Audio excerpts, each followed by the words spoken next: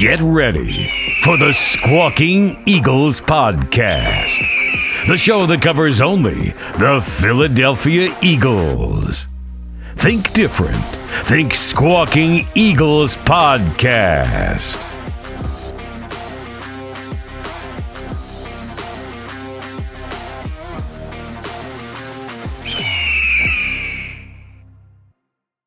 The first thing I want to say is fire Nick Sirianni.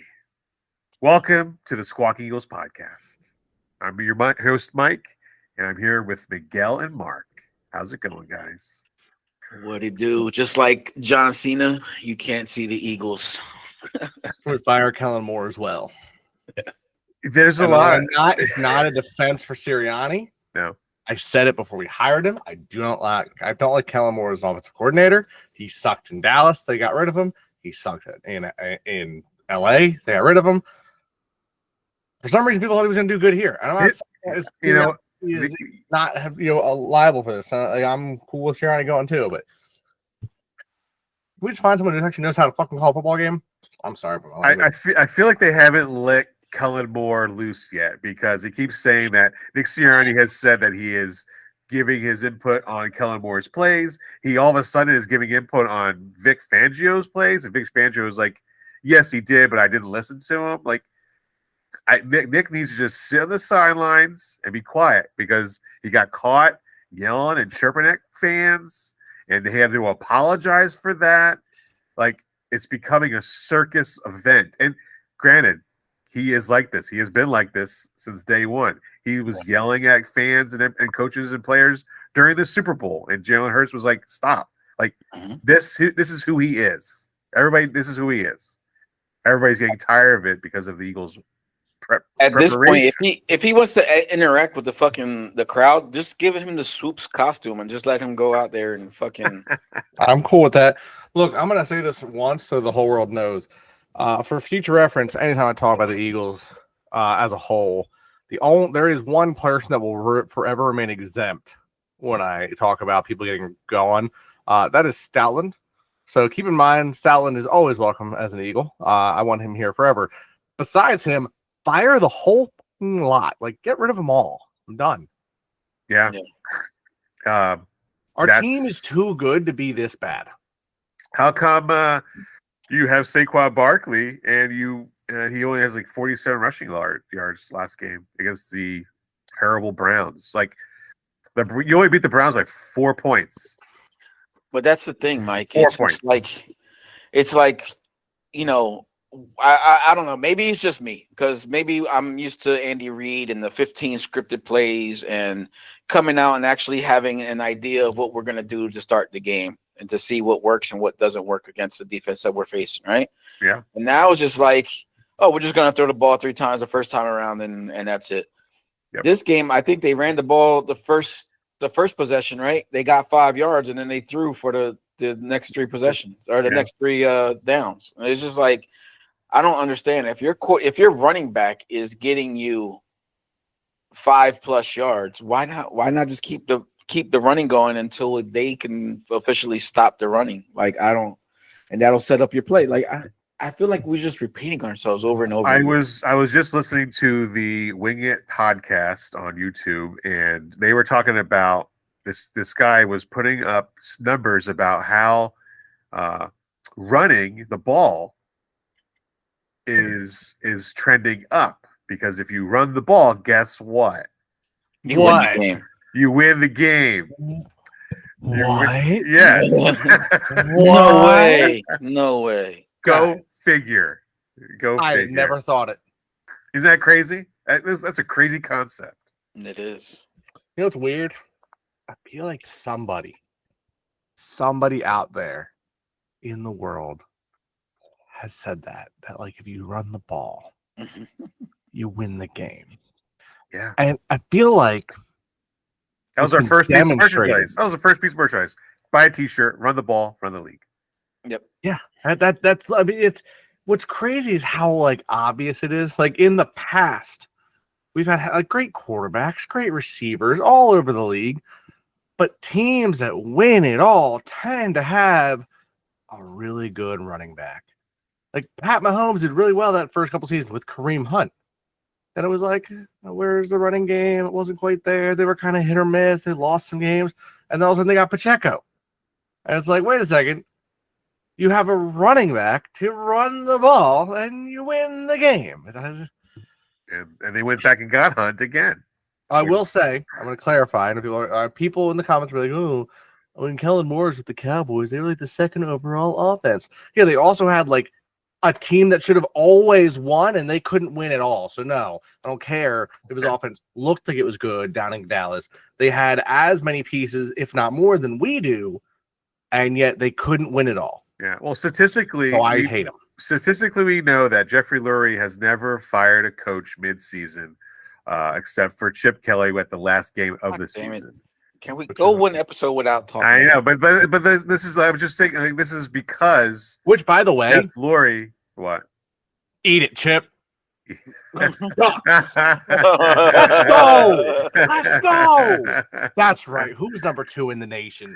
The Birds. It would have helped if the quarterback for Ohio State knew what was going on rather than sliding to end the game. Like, that was probably the stupidest thing. So you're saying things would have ended better if the quarterback who was playing the sport of football of a major college team knew how to play the game of football. Correct. Yeah. He did not know what was going on. That's why you're at Ohio State. Get it. Yeah. Let's go. Yeah, I stay up to watch that game for you, Mark. And let's go. Not disappointed. I was not disappointed. My guy. I was not disappointed. Dylan Gabriel, let's be honest though. That team, Ohio State, had allowed an average of 6 points per game and like 200 yards per game. Yeah. Dylan Gabriel had over 300 yards on them. We dropped 30 points on them. We might have started the season off a little slow, kind of like the Eagles, but the Ducks are getting rolling. Yeah, see, I can't say that about the Birds. I don't know if the Birds are going to be rolling. They're definitely not. Well, what if I just take over? Like, you know what? Fire Sirianni, fire Kellen Moore. I don't know about Vic Fangio. Y'all can discuss that because we have games where his defense looks great, and then there's games where it's like, what are you doing? Like, well, they're going to be tested, I think, with Danny Dimes this week because the Giants only scored 7 points last week. And that's a lot against us.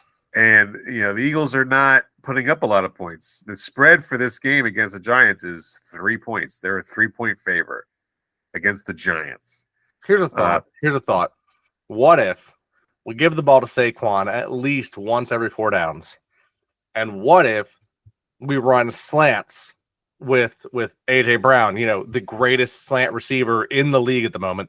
I would say so. At least once every 4 or 5 downs. Yeah.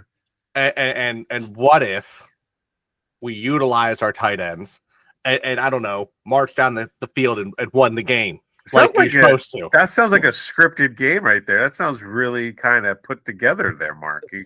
Doesn't sound like it's not that hard to do. Did you guys hear the in one of the press conferences this week? Jalen Hurts was asked the question why he's not throwing the ball over the middle. Yeah, because statistically he's not. No, he's not. He didn't. It sounded like he really didn't want to answer the question. I think I know the answer, but what he didn't? Did he answer? He didn't answer it. He gave a vague answer about he hasn't seen anything worth throwing to over the middle. Right. Can I just chime in? I think he can't see over the line. That's what I think too. Agreed there. It's weird how crossers and mesh, which are base settings of offensive plays, there's a lot of things you can do within them both. They're both phenomenal, but the base idea design of a mesh play, 2 players crossing, and a crossers either way, statistically have like the highest percentage of success. And it's weird. We ran a mesh play this past weekend. Yeah. And at the last second, Hurts threw it to Devontae Smith, who crossed the middle in the mesh. Was wide open. And do you know what he did with that ball? Took it to the house. Took it to the house. It's almost like those plays work, and it's really a 5-yard pass play. Yeah. But when you've got someone like Devontae with wheels, and you've got a big boy you got to respect like AJ Brown, who's going the other direction, and it pulls the linebackers and pulls the safeties because that's the point of those plays. It's almost like you have success. Right. What? That's weird. Why would you? It's weird. I'm not used to seeing those kind of plays, man. That's a weird thing. We should. That's why you only saw one of them last week. That's why you only saw one of them. I just don't get it. Like it screams, hello. Yeah. This is what you should be doing. You saw one of those, but yet you saw 4 brotherly shoves. 4 of them. I'm okay. I'm glad to see they're coming back. I'm glad to see we're not doing any like silly gooseness. Just go forward like we're supposed to. We know what we're doing. Yes. Well, they had, at least the defense had 5 sacks. Our guy Bryce Huff had half a sack. They gave him half a sack. Aw. So congratulations, Bryce. Stepped up.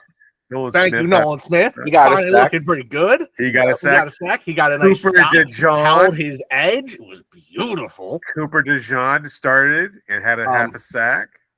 CJGJ, my guy. I love you. I was so happy to come back.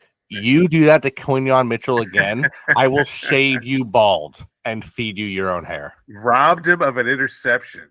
It would have been his first. Quinyon looked like he was ready to break CJGJ. He was screaming. Now, the Eagles did lose some guys to injury in this week. They lost. Yeah, not good. Lost Jordan Mailata for a few weeks. It looks like he said a hamstring, but it looked like he was like a broken leg. Like he was really like not looking good walking on the sideline. Don't do that to us. Don't. It looked bad. Did you see that Adrian Hutchinson broken leg? Oh no, dude! What a loss! They were killing loss. The Cowboys. I mean, it was like think about a night. Like imagine beating up on a team at home like that, and we can't imagine it because we don't do that. Apparently, we don't even do that at home. Yeah. And then losing your best player to a self-inflicted wound on a sack. On his own player too. That's why self-inflicted. Yeah. Oh man. What was wild is that the Lions were they had such a big lead that they were trying to get their tackles involved with play action passes and touchdowns. That was wild to see that. It was great. Yeah, linemen out there. Linemen taking wide receiver snaps. So they did lose Jordan Mailata. They also it looks like Darius, the quarterback Darius Slay will be out too. He got hurt his knee or something like that. I got an offer for you. What's that? I got an offer for you. Yeah. Darius Slay. Yes. A first-round pick. Next year's second-round pick. Myles Garrett. I was going to say Max Crosby. No. I like Max Crosby as well, but he's older. I won't give up as much. Yeah. I'll give up that much for Myles Garrett. Yeah? What about you, Miguel? What do you think? Want to sell. The Browns are going to be selling. They need money. They need collateral. They need to build something. And Max Crosby is going to be available. He goes, I don't want to be around here for a rebuild. But if Myles Garrett comes available, yeah, take him, of course. Yeah. Would you guys give up a first, a second, and Slay for him? Yes. For Max Crosby, a first and a second? No. For Myles Garrett. Myles Garrett. Not a first. I don't know what his contract looks like currently, but I just feel like that's too much. And I feel like I don't know how he could probably get it done, but who knows if Howie's going to be around this offseason. Wow. Wow. Really? Listen, if we continue to play the way that we were playing, win, loss, back and forth, it's just going up, who's here to blame besides, Nick Sirianni? Somebody's got to take the heat. Mm-hmm. I don't think last. Howie can survive much more. We've been living on hope from 2022 or 2021, coming off that Super Bowl, and 10-1, and then downfall, and then the way this year's starting, it's just not looking good. Like great, you're good with contracts, you're good with the cap space and all of that stuff, but selecting head coaches, what's going on here? Just so you know, Myles Garrett has 2.5 years left on his contract. So definitely not. His base salary for the next 2 years is 1.2 and 1.3 million. That's doable. And they already paid a signing bonus. There's no more signing bonuses for the rest of the contract. Yeah, I give up a 2. and a 3 and Slay. Darius. Yeah. Sorry. His name's Darius. Darius. My bad. Well, it looks like we probably won't have Darius Slay this weekend. Okay. Let's see what the young cornerbacks got. Bro, we got Kilo. We got Keely, and we've got Isaiah Rodgers. He can step up. It's okay if Darius. Ringo this weekend had one play where he was out of position, but he still got back up on it and made the tackle. When he was in, they picked on him, and he only let up that one play for yardage. Other than that, he did phenomenal. Why is he not playing? I know. I think that hit he put on Jerome Ford and knocked him out of the game. Dropped him, my guy.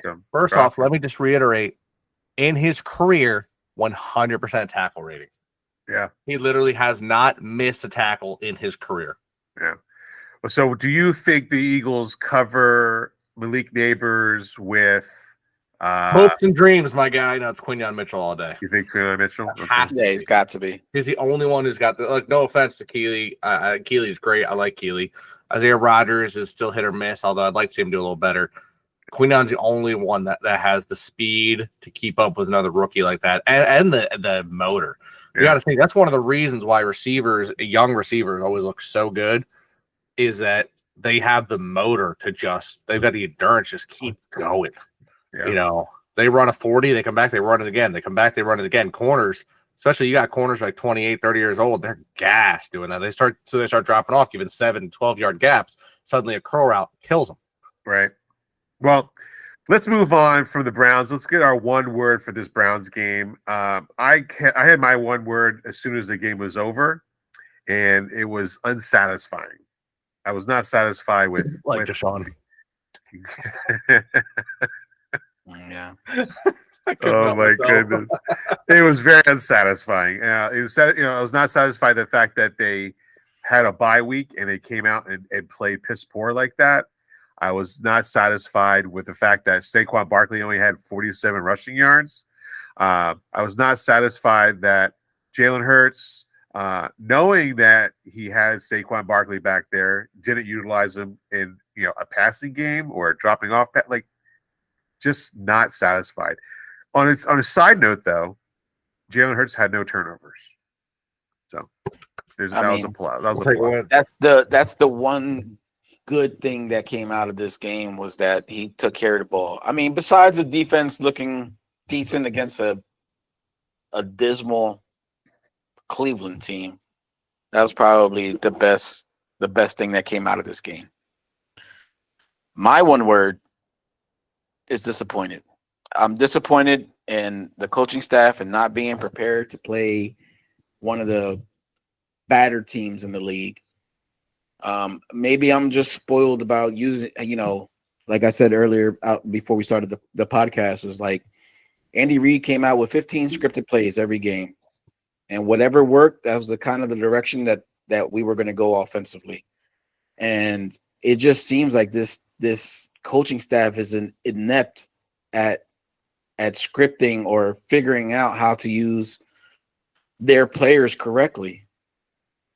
It just seems like you want to. Okay, I understand the league has been a passing league for the last couple of years, and it's still tracking that way. But when we have one of the best running backs currently, I think he's number 2 in the league behind King George in Baltimore, and we don't utilize him, then why the hell are we paying him for? Like, yeah, I agree. I just don't understand. Like, okay, you wanna get AJ and Smitty into the game, but I mean, if the team we're playing against knows that we're gonna pass the ball, what makes you think that they're not gonna play defense and protect that? You know what kills me going on that, with them being so predictable? When I was watching the game with my buddies, which for anyone in the podcast who listens to the post-game stuff, the reason I wasn't there, I was with some friends. I forgot to record. My apologies. One of my buddies, Hurts had a run play, gets a few yards. And as they're getting ready to line up, he goes, look, they're running up the gut. Anytime Hurts runs the ball for any amount of yardage, it's like more than 3 yards, the next play is always a run. It's 90% of the time up the gut because he's tired. That he doesn't want to run the ball or throw the ball. And he was right. I look back on it, and like literally every time Hurts scrambles or goes for some yardage, the very next play is a run. And it's not a well set up run, and it's never developed in anything. So you're saying every time Jalen Hurts scrambled, the next play was a run play? If it's a definite yardage gain, yeah. Wow. Like if he goes forward and gets tackled, yeah. If he scrambles through the ball away, no. But yeah, if he scrambles forward, or if it's a design run play, he gets 4 or 5 yards. It's the next play is handed to Saquon, and nobody does anything. And it just falls apart every time. There was that play where Jalen did throw to Saquon, and it was 2nd and 1, right? And he could have gotten a first down, and he didn't. And the next play, Jalen got sacked, and then they blocked the field goal and ran it back for a touchdown. It was a good sequence of events. Felt great. It was quite a series of events. It was, like Miguel said, very disappointing and very unsatisfying. Is your word predictable? No. What's your word? That's a good word, though. It is. I thought you well played. If it was, you know what? Well laid out. I'll give it that. Yeah, it's fine. Go with that. Take the easy way out. Predictable. Yes, like they are predictable. Which is insane because like we have too much talent. We were talking about earlier with like there's just. I mean, look how good Grant Calcaterra did.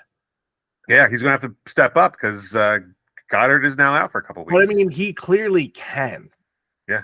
And Goddard, the 1 or 2 times that he has played that we've actually given him the ball, he looked phenomenal. Yeah. Like Goddard is probably the most slept on tight end in the league, and not by everyone else, but by our own damn quarterback and offense. And it's got me thinking. Now, obviously, tonight Denver played. They looked great.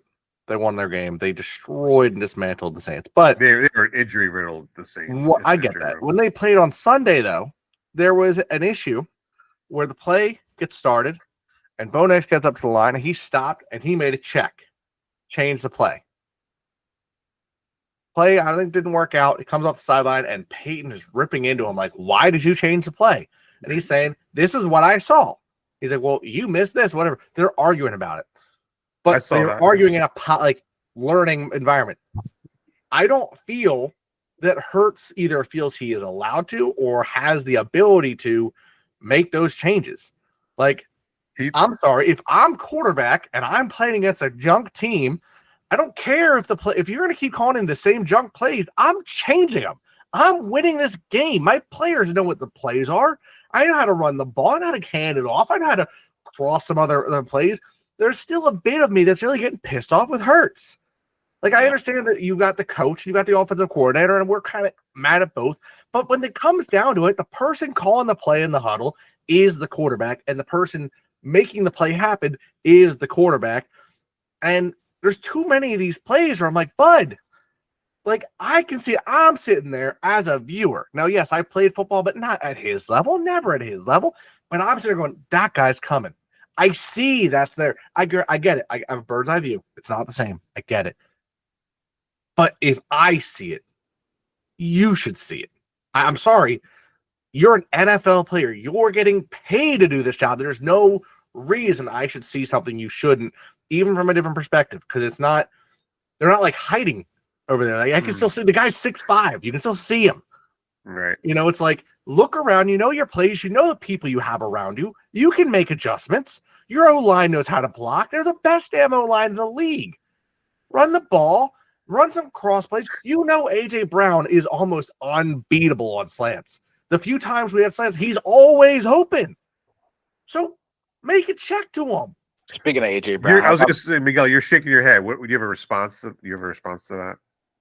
Well, I mean, not really. It's just I was just thinking about the play that AJ Brown made where the ball was like down by his hip and he like reached back and he like caught it on his hip. AJ Brown. It was a bad throw by Hurts, but it was a bad throw. Catch. Yeah, no, it was definitely a bad throw, and almost like he was open. Yeah, it's JJ Brown makes Jalen Hurts look better because he can kind of catch anything. You throw it AJ Brown made the Titans look like an okay team. Yeah, exactly.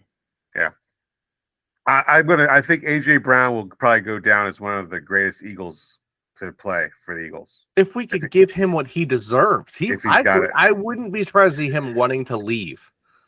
Yeah. He's too good of a player. If he doesn't win a Super Bowl, that's a shame. Yeah. Yeah. If you're looking around going, all right, there's certain players in the world like that have played that you're like, all right, they deserve one in their lifetime. Okay. If I'm looking at the current league, Saquon deserves one. AJ Brown deserves one. Amon-Ra, George Kittle deserves one. As much as I don't like the Niners, I like George Kittle. That man's a workhorse. Amon-Ra is the most determined player in the game. Justin Jefferson, monster, deserves one in his life. They're probably not all going to get one. Yeah. But we have 2, possibly 3 players on our team that deserve one. Bro, they got to get it, man. Come on. Well, the Eagles are going to start this road to the Super Bowl this year with the Giants next. The Giants, we all can see the Giants are not really going that far. They're 2-4, I think. They do have one of the best receivers in the league. I'm impressed with Malik Neighbors. I got to give them that.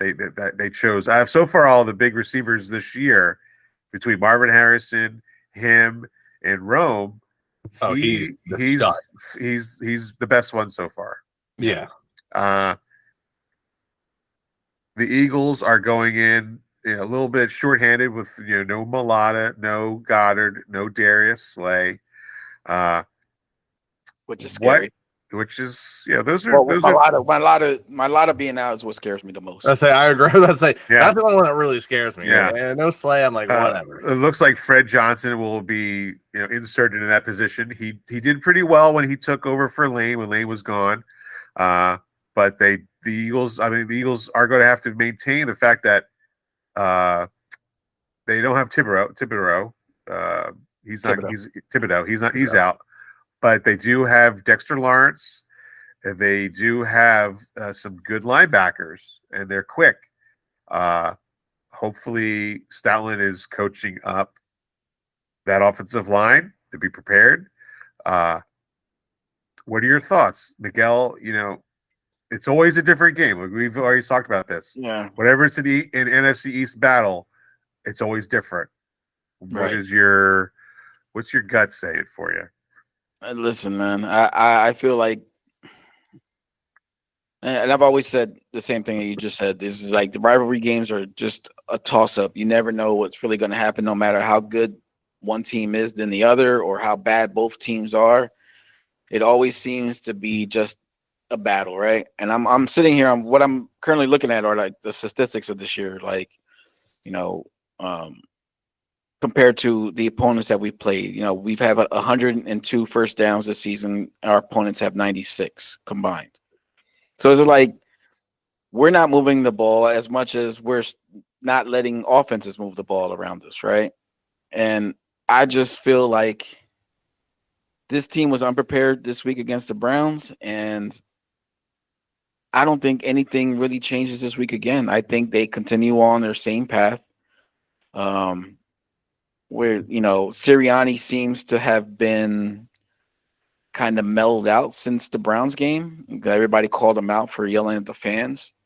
He's been emasculated, is what happened. He's been emasculated. It's got to be.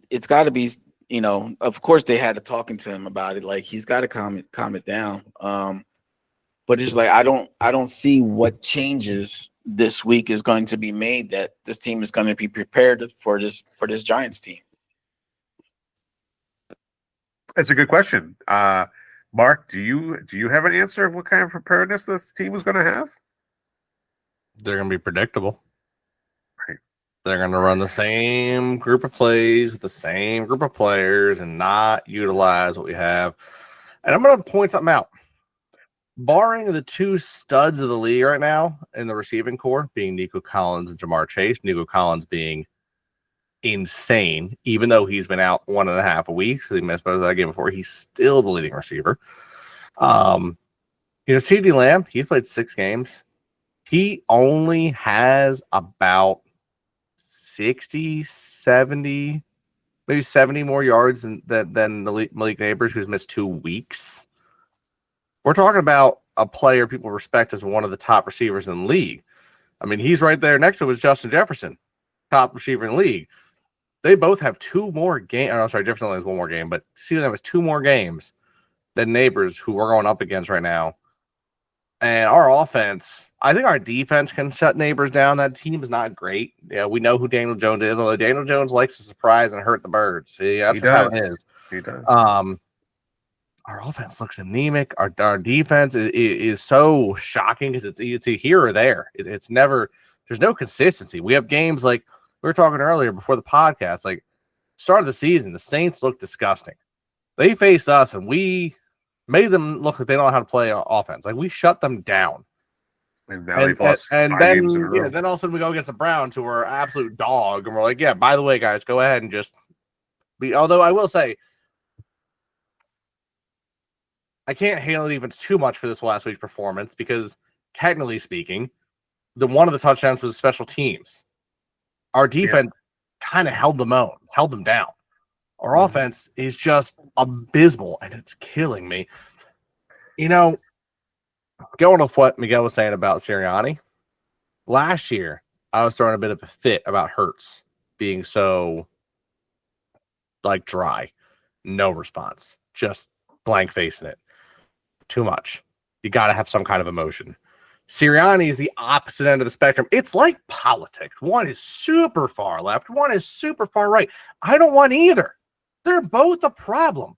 You shouldn't be yelling at the fan base, screaming and yelling at them. Yeah, we're going to hate on you. We're Philly. If you can't deal with the city, get out. Yeah, but he has been that kind of guy. He has been that way but he was emotional. At people. He's too emotional now. It's got to go. Remember last year after the Kansas City Chiefs game, yelling at fans walking into the tunnel.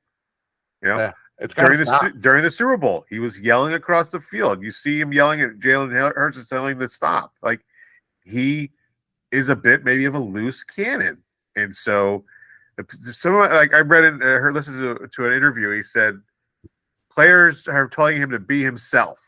Okay, is that who this is? This is a guy who is talking to fans and yelling at fans after a game. I mean, he's from South Jersey, right? Yeah. Makes sense. It all adds up there, my guy. He's got the mentality of a high school coach. You know what I mean? That's what he talks about a lot, Miguel. He talks about his high school days. He talks about how he does that. He sounds like a guy from South Jersey. I'm just saying. Hey, I live in South Jersey. What the fuck are you from South Jersey? That's about right. Step outside? Are you from South Jersey? Am I from South Jersey? Yeah. No, I'm from Central Jersey, but I've been here 13 years. So but you know the difference, right? You know the kind of people I'm talking about. You walk outside and you talk to someone who talks, you're like, he's local. You know, like All right. But it's just like he needs to let this. It's like the kid that was popular in high school and he's 40 years old now and he thinks he's still in high school, so he thinks he can still get away with the shit that he's doing, and it just needs to stop. I'm sorry. You know what? You're right. And I'm at a point now. I'm like, I said it earlier. I'll say it now. Let's change culture. Goodbye, Sirianni. Goodbye, Kellen Moore. I want to bring in Deuce Staley. I didn't want him to leave in the first place. I agree. He deserves a shot. Bring Deuce back. Deuce looks so happy to see us. Yeah. Bring him back, man. I remember I was the first one in line trying to let Deuce be the head coach. Yeah. I like, let's give him the opportunity. He's been here. He knows Philadelphia.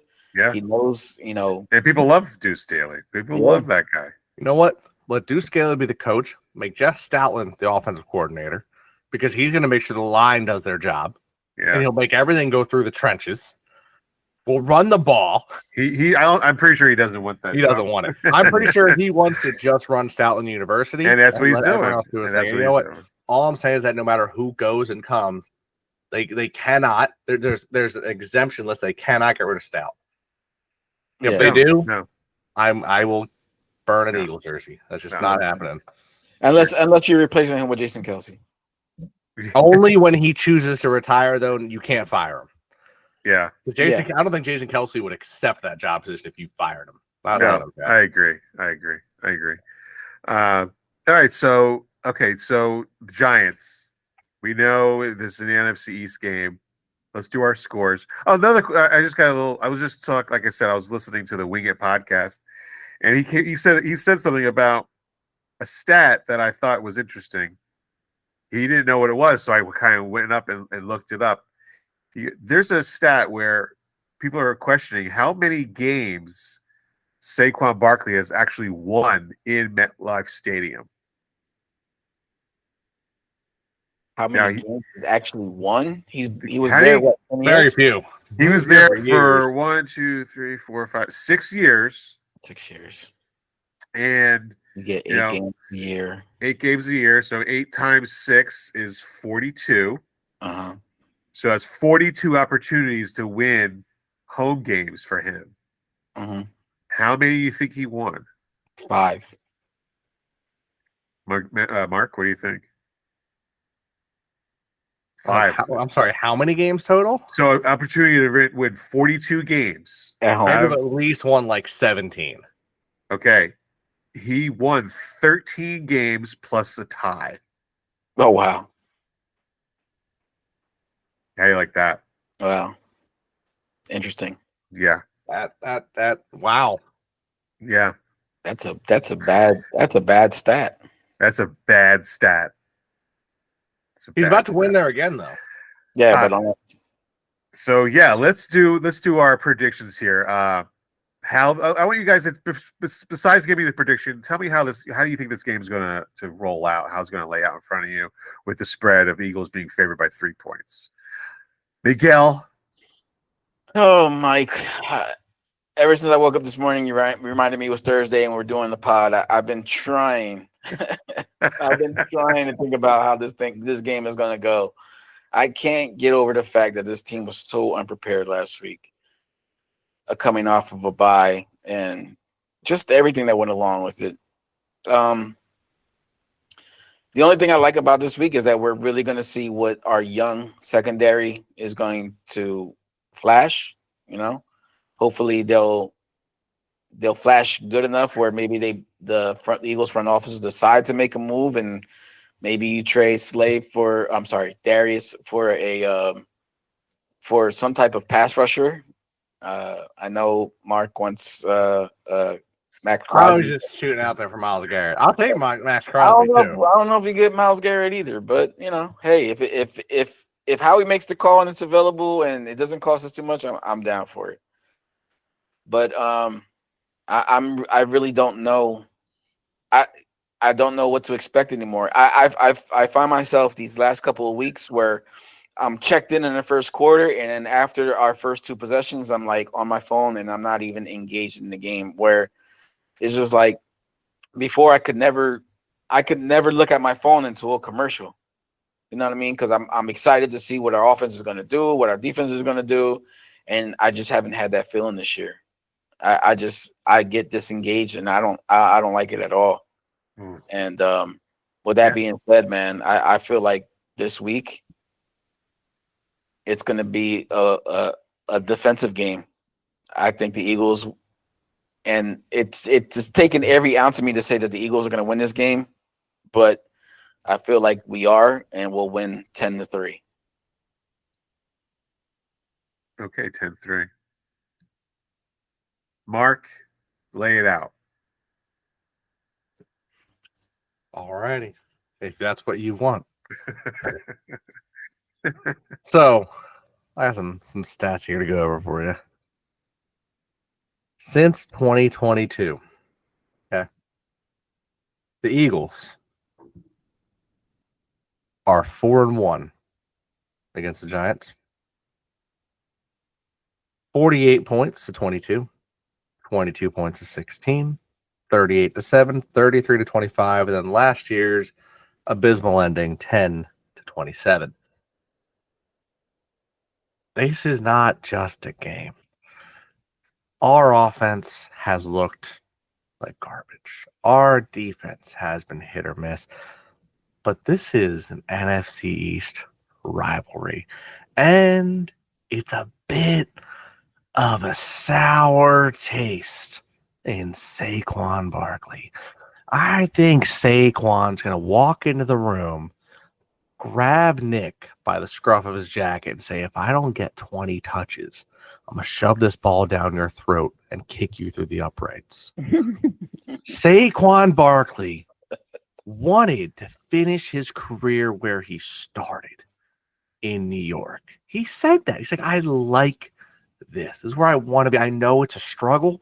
I'm okay with that. I'm a fighter. And they said, nah. Then he looked at the phone and said, home's calling me. I'll go home. Home is where I belong because clearly you don't want me here anymore. So when I come knocking later, you're an answer or I'm going to kick the door down. And guess what? New York didn't answer. He's coming to kick the door down, boys. Defense is going to have a nice, easy day because Saquon is putting up points. One of our young boys is picking a ball off from Daniel Jones saying, thank you, bud. Take it to the house. The Eagles need to make a statement that we don't care about the damn coaching. We don't care about the atmosphere of the NFL. This is the Eagles and the Giants, and we're done with it. 48-7. Damn. 48-7. What do you think? This is the Cowboys? Yeah, this is. Do you think the Eagles are like the Lions? To put up 48 points? We're No, not playing the Cowboys. Saquon is. Okay. Saquon's putting up 150 plus yards this week. Mark my words. I wouldn't be surprised if it's 200 From Saquon? from Saquon. They're going to feed him? They're going to feed Saquon? They don't have a choice. Okay. He's gonna get under center, tell Hurts to take a back seat. They say, this is my ball. You don't know what you're gonna do with it? I know what I'm gonna do with it. Well, they've been asking Saquon, do you think that he's going to be booed? He says, no, I think everybody's moved on. I've moved on. I don't think so. I think he's going to be booed. I think when he comes out for warm-ups, he'll be cheered. Yeah. As soon as the game starts, I think, because of the rivalry, I think things will change. When he scores his first touchdown, and yes, let me reiterate that. When he scores his first touchdown, they're going to boo him. When he scores his third, they'll be disheartened. Yeah, this should be a statement game. I don't share the sentiment Mark has. I don't think it's going to be a statement game because they have yet to prove to me that they can put together a statement game. I guess their best game so far this year has been Green Bay, and that really wasn't that pretty. Nope. To be honest with you, no games have been. No. Yeah.